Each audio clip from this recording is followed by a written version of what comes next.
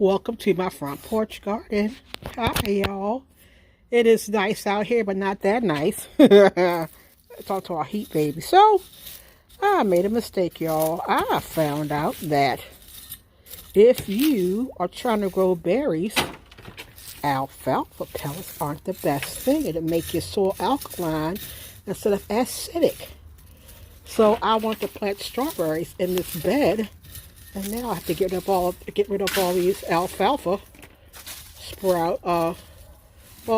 Get as much as I can out of this bed before I transfer all these berries that I'm going to transfer over,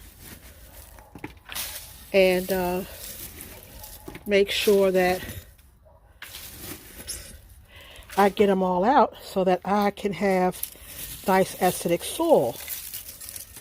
And thank God I only put them in here versus on my other berry beds. But you live and learn, and hopefully this won't do too much damage. I just put it on top as a mulch. I didn't mix it in yet, so I can scrape it off top, and whatever I don't get, I can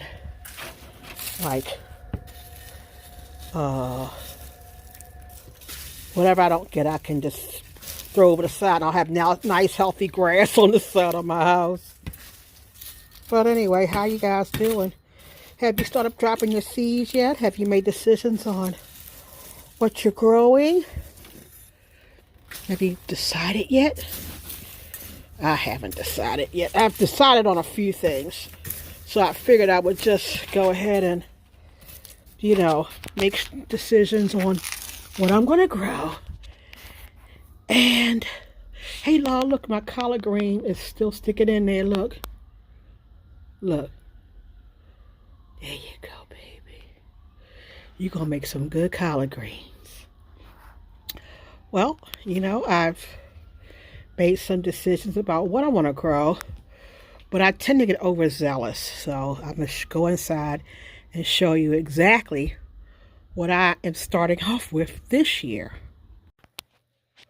Well, guys, we're inside, and I want to show you what I got started so far. I'm going to be starting using waves. The one thing I'm really excited about is this Aunt Lou's Underground Railroad tomato. I got the seeds from Sister Seeds, no affiliation, no paid affiliation. And they're supposed to be really like a nice round red tomato. And the pink red beefsteak tomato with a heavy meaty fruit. Carried from Kentucky to Ohio by a man escaping slavery. Everyone knows that the garden for the culture is very important. So I'm growing Aunt Lou's Underground Railroad tomatoes. I had my first year of seriously recording my vlogs for my tomatoes. I had the best success with this tomato, and I didn't grow it for 2 years afterwards, trying to grow something else. And I'm going back to growing the 4th of July hybrid tomatoes. They are good. They're like the Campari tomatoes. They're about like this size. They're a little bigger than that, about maybe 2-3 ounces. They're tiny. They're small, but they're like bigger than bite-sized tomatoes. They are good. Very, very, very prolific. And they did come in right around 4th of July, which was pretty good, Sunrise Bumblebee tomato. I am growing that. I'm growing this because it came up as a surprise. And these were really good. I only got a few of them, but they were really, really, really good. And I really enjoyed them. They came up as a volunteer, so I'm going to try to really put some effort into growing them this year. Paul Robeson. Let's talk about Paul Robeson. Paul Robeson has been giving me the blues ever since I've been growing it. I am going to try one more time to grow Paul Robeson. Now, hopefully I'll have all of the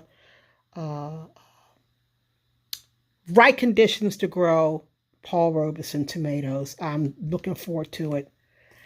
And this is Victory Seeds. This is part of their dwarf project. This is Dwarf Metallica. I did not grow these last time I grew the dwarf tomatoes, but the dwarf tomatoes I did grow were really, really good. They were huge. The plants got really huge. I don't know what was going on. Oh, I know what was going on. I used alfalfa in the pots, and that's why they grew. I'm growing three slicers and two like cherry type tomatoes. So I'm growing 5 tomatoes this year. So wish me luck on my tomatoes. Now for peppers. I am growing, this is Gurney, and this is the, do this way, jalapenos, the Massivo hybrid jalapeno peppers. I like stuffing peppers. I like doing the pepper poppers, but I can never get them to come in quantity where I can then stuff them. So I'm going to be growing a bunch of these this year. Also another jalapeno, brown jalapeno. I grew these last year and they were okay. They came up all right, but again, I'm not planting enough of these to grow and to make a big harvest. So I'm hoping to get more of these. Pippin's Golden Honey. These are from, I think, Baker Creek. A friend of mine gave them to me. And I am growing these as well. I also had like some store-bought orange bell peppers. I planted those seeds too. So I'm hoping to get lots and lots of peppers to rival a certain somebody up north who shall not be named. My sister. But anyway, she has the golden thumb as far as that goes. All right, let's talk about leeks. Leeks. I love leeks. I love the way they taste. I love the way they smell. They're super sweet, really good. I'm giving them a shot, you know. Let's see what happens. I might be the leek queen. I do grow a lot of green onions. So I'm stepping up my game to include leeks. Last but not least, for round one of planting are celeriac. I am diabetic, so I need something that is non-starchy. It's supposed to be good for you. Celery root is supposed to be very good roasted. I've also done that before. I've roasted it. I've gotten it in a CSA box. It was really, really good. I really enjoyed it, so I'm trying that again. Also, here is the beginning of my setup right here. I have everything covered up. You can see the condensation. Heat mats. There's my leeks. Everything's nice and covered. I'm planning on in the next few weeks getting everything started. Next week I'm going to start probably squash and flowers. So hopefully I'll have everything done in spurts. I'll have everything in stages. So I have everything done in stages.